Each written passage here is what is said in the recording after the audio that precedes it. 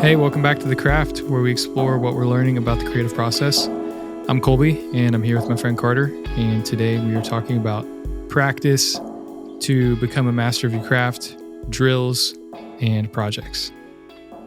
Yeah, so we are going to see where this conversation leads us because I feel like we have a lot of different topics and ideas that we want to play around with.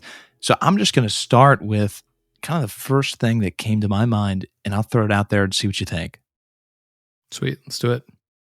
When we were talking about the idea for the episode, one of the things that prompted my mind was this emphasis on doing projects, on creating drafts. And that's a huge that's a huge part of the creative process. But I wonder to what extent this emphasis on doing can be counterproductive. And so, Nike's slogan, just do it, right? Go out there. You want to write a novel? Well, what's holding you back? Sit down and do it. Learn a language in 2 weeks, lose 20 pounds in a couple of days, right? I feel like there are a lot of narratives about realization of goals really quickly. And I think sometimes those can infiltrate the creative process. So the problem I see with just do it, right? Sit down, write the thing that you've been meaning to write, produce the album that you've been meaning to produce, is that you probably can't do it. And so I think there's a difference between the emphasis on, yes, you actually have to take that first step in getting pushed out of lethargy or pushed out of fear or pushed out of something that's keeping you from doing it. There's a difference between that and I think an insistence upon immediate action. As if you just sat down and did the thing, then you could write the great novel.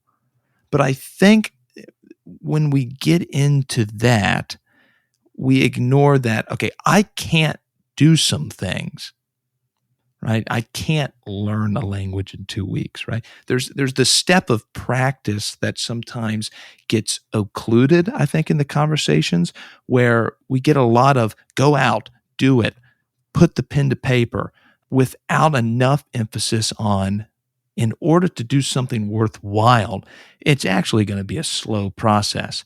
You're actually going to have to practice. And not only practice, you're going to have to practice with intention. So I guess the first thing, out of a couple of jumbled thoughts there, do you sense that there's kind of an emphasis on just doing it or starting a new project or getting a bunch of projects done, like just write, or create? How much do you think that's helpful, not helpful? Yeah, what are your kind of initial thoughts with some of those tensions? So I think what I hear you saying is like basically there's a pressure to publish too soon, and that leads people to skip the practice.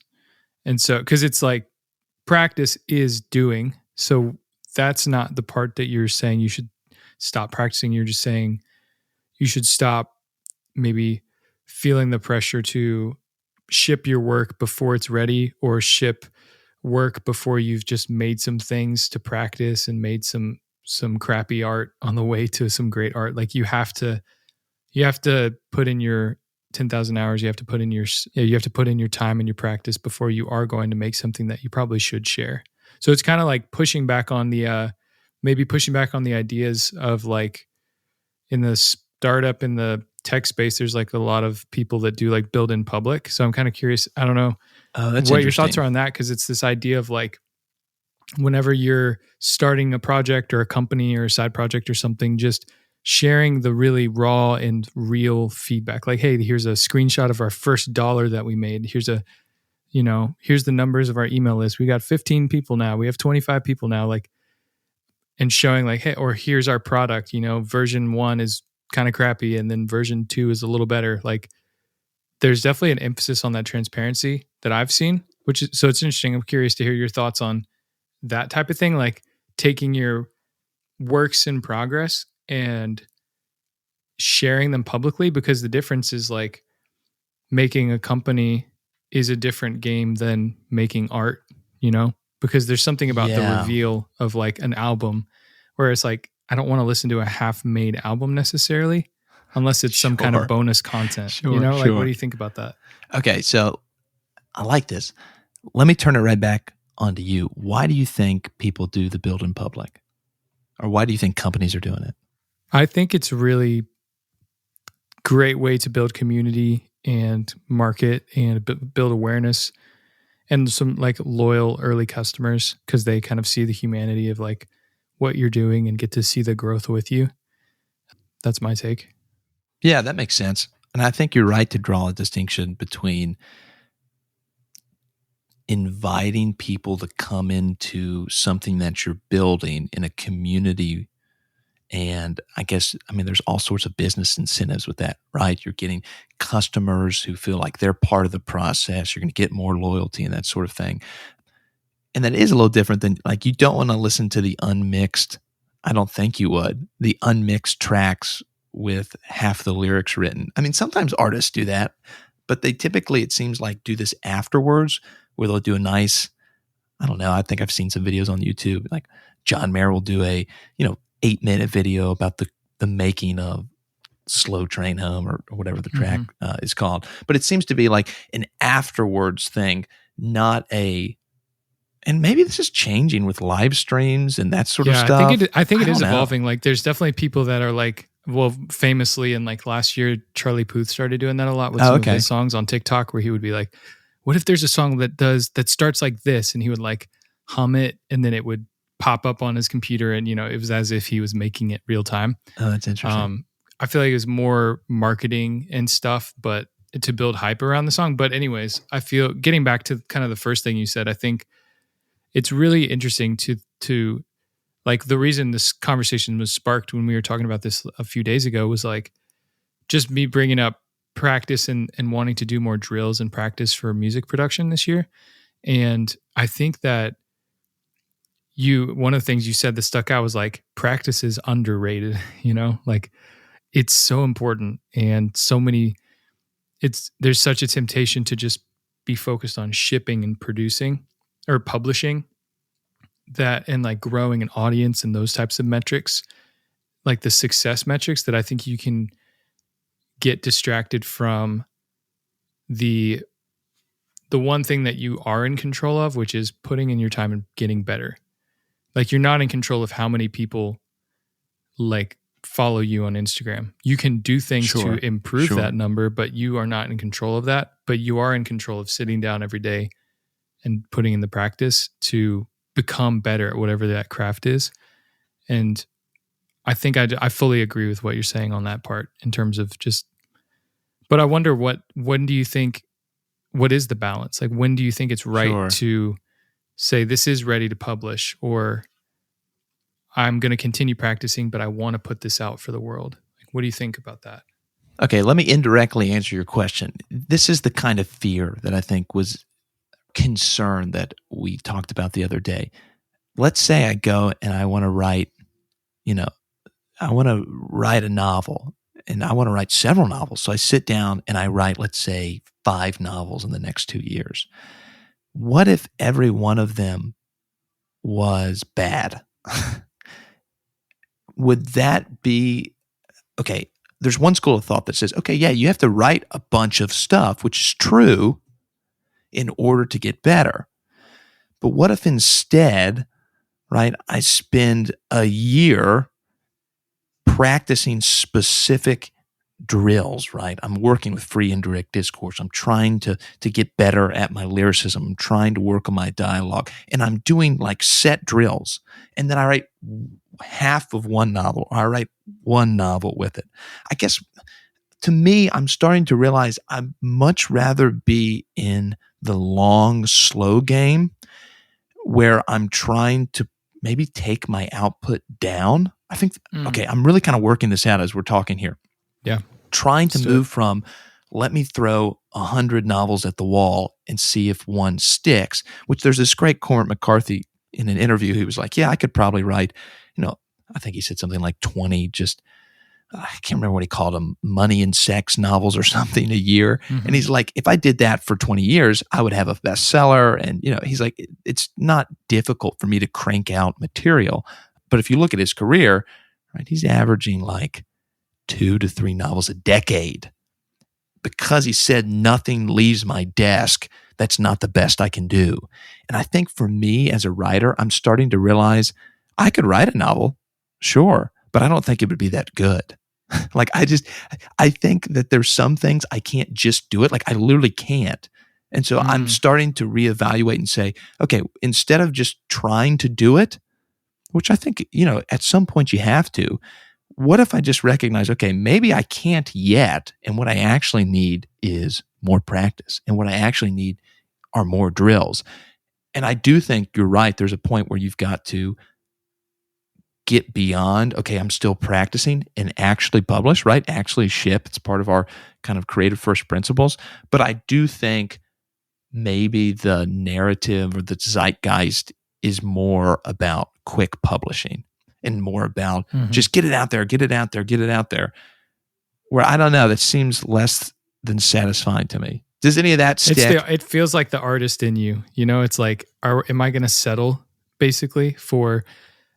It's all what I'm hearing is like, okay, I know I could make a novel, just to keep going with that metaphor. I know that I know the steps I would need to take. I would do step one. Yes. The metaphor that comes to mind is like, it's like building a house. I could do it. I lay the bricks. It's just a slog. You just put in the work and you can do it really fast. You get enough energy, time, and resources in there, and you can do it. But then you might step back and be like, wow, this thing is like crooked and it does not look like it's sturdy and it was very rushed and it's not even like the houses around it. It doesn't fit well within the timeline and the zeitgeist or whatever. So you could do it, but you realize like it would suck basically. And so instead you want to step back from focusing on that project and focus on the drills, focus on the specifics to learn what it takes to build a house or what it takes to make a novel, a great novel. And then later you'll go in and apply that. I think that's a great metaphor because I think my fear would be, and I keep saying fear, and I guess it is kind of a good fear. The fear would be to build 5 really bad houses and spend all that energy doing the same mistakes, right? Like that's a concern. Like, and I think I was in a headspace for a while, which is not a bad place to be of, okay, do you want to be a writer? We'll start writing. That's absolutely true. You have to write and you're going to write bad stuff. And that's part of the process. But I guess now I'm starting to say, what if I can write less bad stuff? Because if I don't practice specific drills, I think there's going to be a real danger of not improving. I guess that's what I'm kind of concerned about. Like if you're going to improve on anything, like let's say learning an instrument, right? You're going to have to like do like specific practice. I mean, you're going to have to do your scales. You're going to have to work on little tiny segments. You don't just play, pull up the chords and play a couple songs poorly again and again. Yeah, you're going to get better. Well, you can do that. You can do that, right? But your progress is going to be slow and grinding.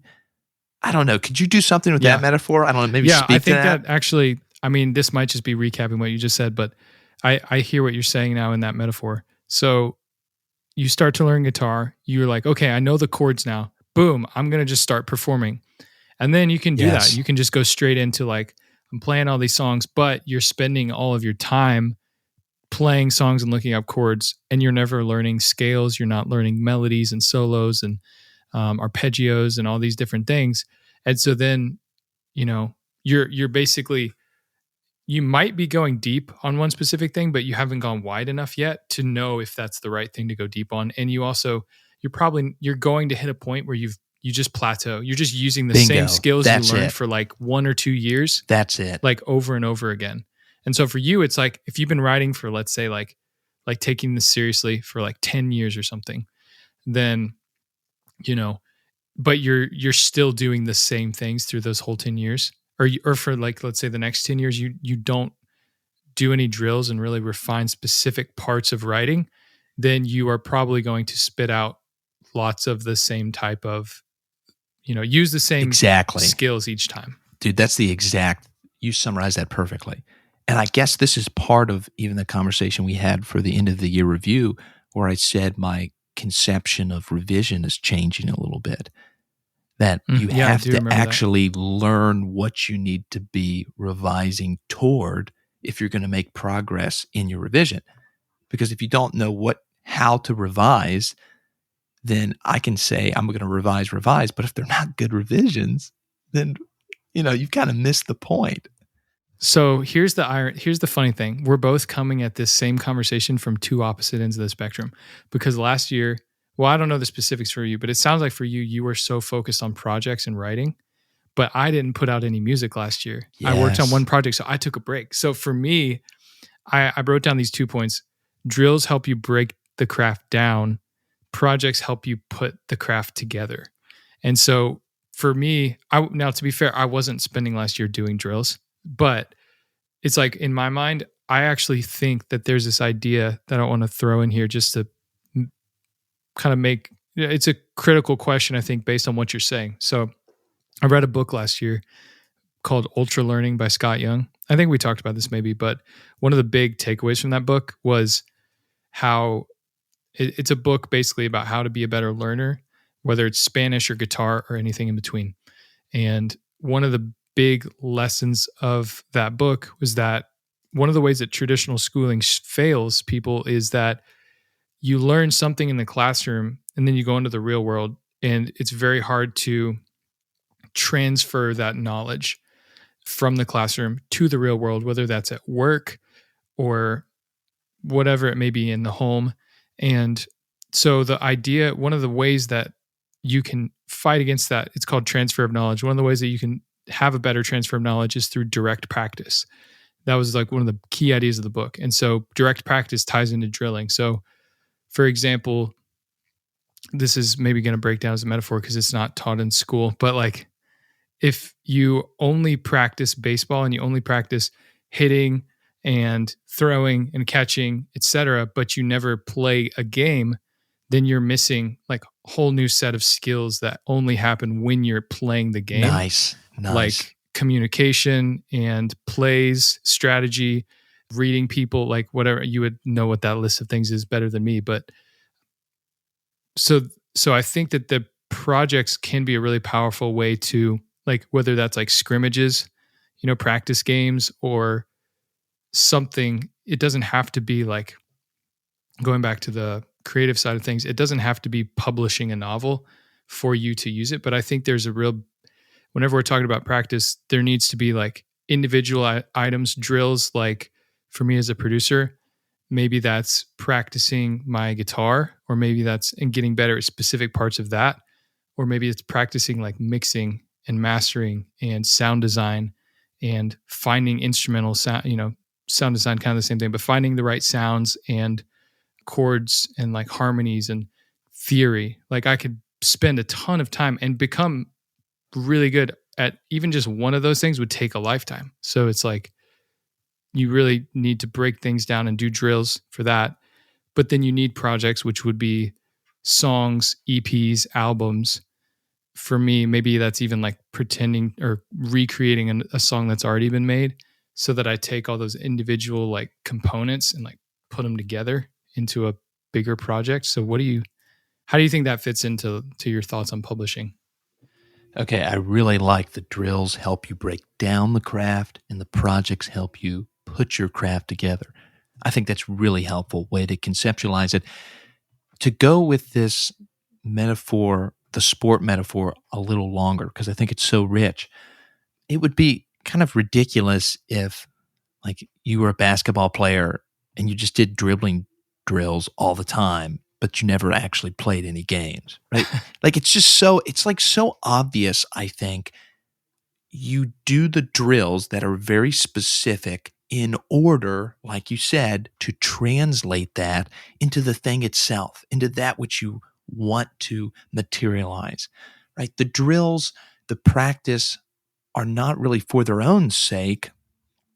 They're in service. And that's not to mean that the practice can't be meaningful. It certainly can be, but it's not for itself. And I think we understand this in so many areas of life. Like the sports one is so clear, But Right. sometimes I think in the creative world, it's not as explicit.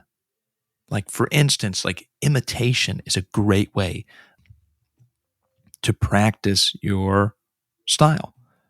Find a writer that you really like, copy a couple of paragraphs, right? Just feel what it feels like to write that. See it. You get a much better understanding when you step into it. Or, like you said, taking a song and maybe trying to replicate it, or doing something that's explicitly imitation and working on specific things.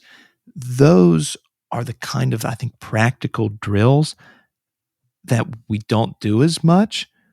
I don't know. Maybe I'm just speaking to myself. There's a tendency to want to create, and that's good. I mean, it's part of the artistic life. But sometimes, like, we have to create things or imitate or do these drills that aren't standalone. Yeah, and there's a pressure whenever you feel like every single project that I'm starting is going to be seen by the world. Like I'm going to Yes. publish it and post it. Then there's no I think for me there's no feeling of freedom of like, oh, I can put this goofy idea in that's I don't know if it's cool or goofy or cheesy. Hmm. It's like, oh, I'm not going to do it because I don't know because this is going to be public. So I think if you never give yourself the space to like screw up and just kick the tires around and knowing that hey, this is practice right now, then you aren't going to maybe get to some of those ideas that are going to be a little crazy at first but then end up being amazing. So Yeah, it, I think. it I mean, takes that I think pressure off. I think the input, or sorry, the emphasis is on putting the craft together. Right. That's what people are looking for. That's what you're excited to do. I mean, that's why you do what you do, is to create a project. But the emphasis, I think, sometimes in just creative discourses is on that, and not enough on breaking down the craft into its drills, because that's where I Mhm. think you really learn to do what you can't do. Because I feel the problem of, well, I can't write this novel because I don't have the chops, right? I don't have the skills in this way, and that's fine. But I don't think I can cultivate the skills just willy nilly going out there and just trying to do it. I think it's probably like anything else in life, going to require some specific things like, okay, let me work on X, let me work on this. And I just think the idea of drills brings it down to something very specific, and Yes. you can get really precise. And I don't think those are, I don't think it's like, okay, I can trace the exact relationship between doing this drill and doing the project.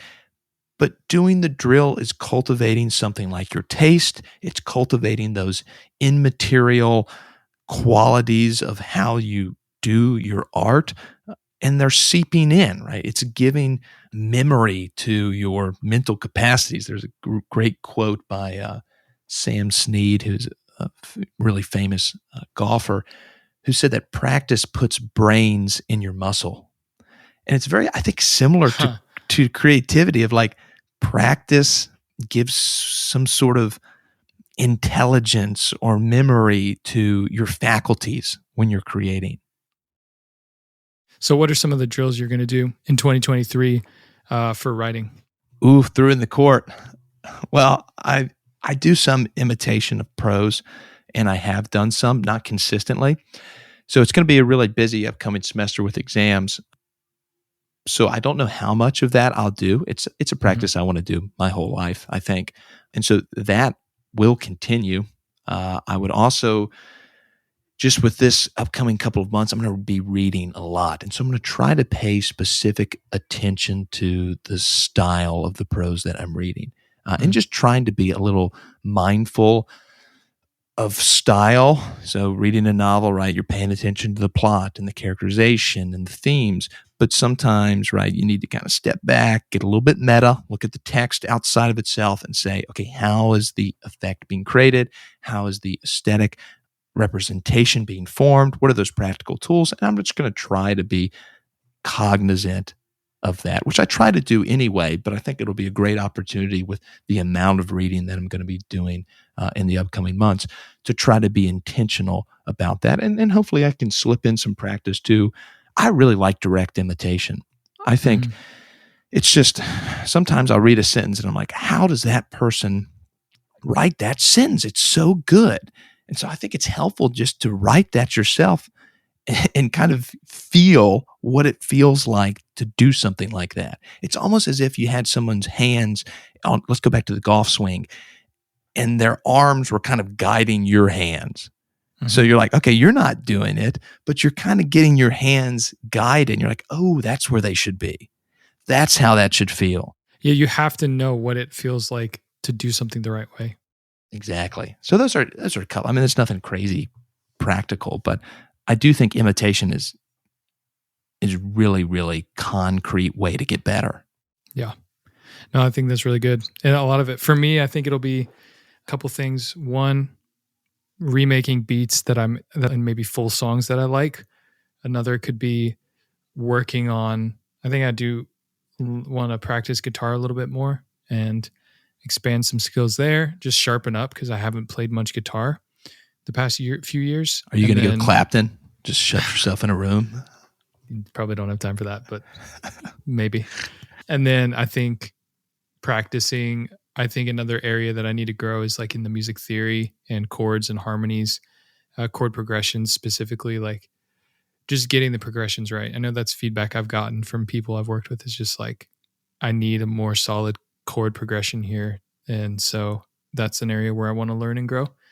So I think just going back to those fundamentals, and yeah, I'm excited for that. But I think for the way that I want to do drills is through projects, like making songs and like having a tangible thing I can be working on, because it just gets me more motivated to, dive into it.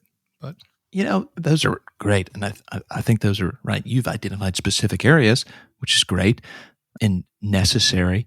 One of the things that I was thinking about as you were speaking, it's interesting how like drills allow us like tangible things to work on when the act of creation, like we've talked about a lot, is so not tangible. It's so, when you ask something like, I don't know, I'm reminded of this Bob Dylan, in interviews before, they've been like, well, how did you write that song? And he's like, I don't know. I wrote it in 20 minutes. And people's jaws just drop. And he's like, yeah, I probably couldn't do that anymore. Like the actual act of composition, I feel like with so many different creatives across disciplines, is something that we don't understand. Like you can't just give a set checklist to create a masterpiece. There's so much emotion and context and environment and mood, and so many intangible things have to come together, that because that's so abstract, I think drills are a great way to say, well, I don't know how to do that, but I do know that I can work on this specific thing. And I hope that it translates in a way that I'm not quite sure how. So it is interesting how like it's a tangible counterbalance to something immaterial. It's interesting too, because I've heard a lot of artists like, I think Brian Koppelman, who's a director, producer, I believe I'm saying his name right. He was a big proponent of like morning pages and just sitting down and doing like, I think a morning page is supposed to be like 5 minutes, maybe 10 every morning. And you just open up the page and you just journal, and it's just like stream of consciousness, kind of like get your brain flowing. And it's not necessarily a drill, but it almost feels like the drill that calls the muse kind of idea, where it's just like you show up every day, you do this writing, and your goal is just, maybe I catch the lightning in the bottle this time, but you have to be going out there to catch it sort of every day. So drills are another form of that, I think, where you're saying, hey, I don't know how to come up with the next hit song, but I'm just going to make songs, or I'm just going to practice my songwriting, or practice lyrics or melodies or whatever it is. Sure. And here's something maybe you can just respond to off the cuff here. Throw an idea at you. Not all practice is equal. What do you think about that? Oh, yes. I actually was going to bring this up because nice. In Cal Newport's deep work, he talks, and just in general, a couple of different places, he talks about this. They've done studies and there's work been done to look at I don't remember the term. I think it's directness of practice or direct practice. There's a difference between generalized practice, so going back to guitar, like just playing those same chords every day, versus the practice that like strains, where your hands are like, your hands are like, I can't do that yet. Or you're getting mad. You're like, this sucks. Cause he talked they've studied these like incredible virtuoso instrumentalists, violin players, guitar players, whatever it may be.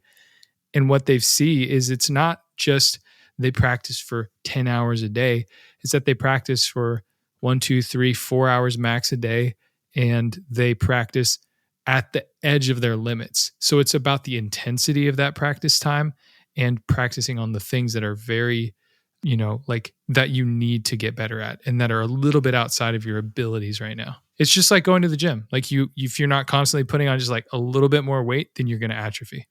Dude, I love that. I think that's so important. And every musician, I feel like, knows exactly, especially guitar players, when you're trying to get the bar chord for the first time, it just sounds terrible and it's hurting your hands cramping up, right?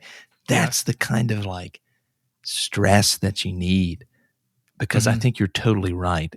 If it's just practice what you already know, well, then it's not really, there's no growth. And it's like got to be uncomfortable. Yeah, and I think we both agree that like practice is where you're going to grow. That's not a revolutionary concept, but can we apply it to the craft? There's a great story from Christopher Parkening, who is a classical guitarist who studied under Segovia, I believe. I don't know the exact pronunciation, but really famous classical guitarist. And Christopher is like, "How often do you practice a day?" And Segovia tells him, "Oh, I practice, a couple hours in the morning and a couple hours in the afternoon." And Parkening said, "Well, if Segovia needs to practice for 4 hours a day, how much should I be practicing?" And it's stuff like, it's stories like that when you're confronted with mastery. And here's an absolute master of the craft who continues to practice. It's just like Tommy Emmanuel, another terrific guitarist, right? There's conversations with him about practicing. He's always practicing.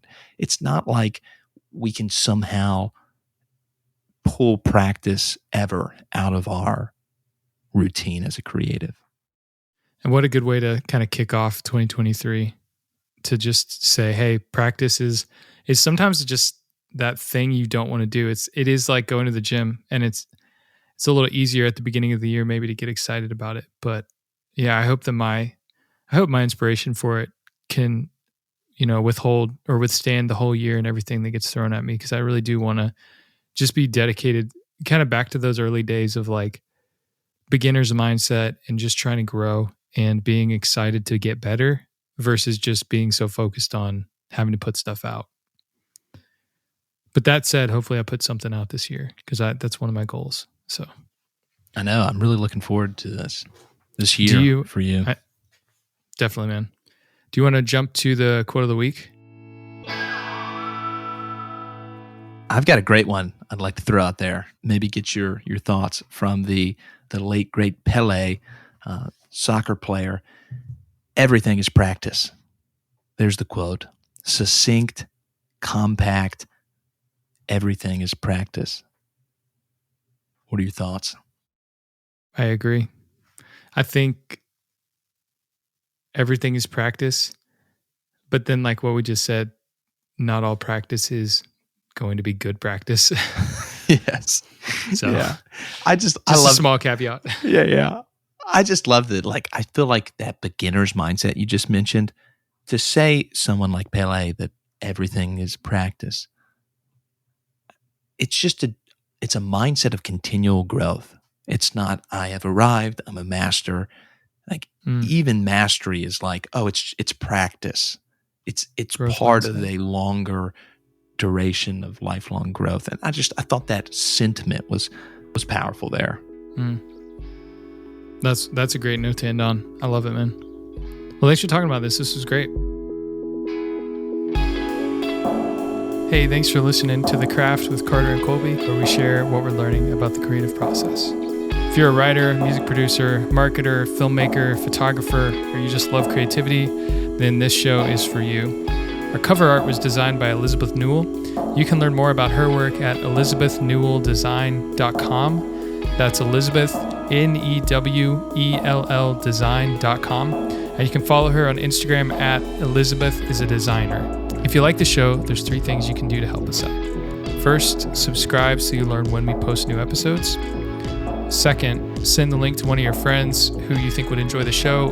Really, word of mouth is going to be the number one way we grow the show in any way. And three, if you have a topic you want us to cover, or feedback about how we can improve the show, or comments on what we've said, you can respond to heycraftpodcast@gmail.com, HEYCRAFT podcast@gmail.com. Thanks for listening, and we'll see you next time.